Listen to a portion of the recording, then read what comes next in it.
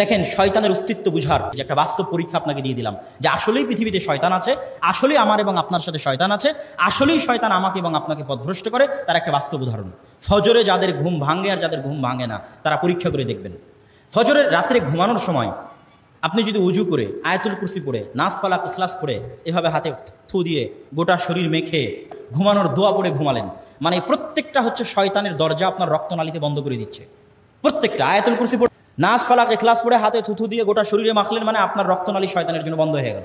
উজু অবস্থায় আছেন, 2 রাকাত সালাত আদায় করে আপনি ঘুমানোর দোয়া পড়ে ঘুমাচ্ছেন, মানে তখন আপনার শরীরে কে নাই? শয়তান নাই। এখন ফজরের সালাতে আপনার জন্য ওঠা সহজ হবে, আপনি পরীক্ষা করবেন। শয়তানের অস্তিত্ব বুঝার জন্য আপনাকে পরীক্ষা দিলাম। আরেক দিন আপনি অজুও করলেন না, সালাতও আদায় করলেন না, নাস ফালাক ইখলাসও পড়লেন না, আয়াতুল কুরসিও পড়লেন না, ঘুমানোর দোয়া পড়লেন না, মোবাইল চালাতে চালাতে ঘুম চলে গেলেন। আপনার শরীর কার কন্ট্রোলে? শয়তানের কন্ট্রোলে। পরীক্ষা করে দেখবেন।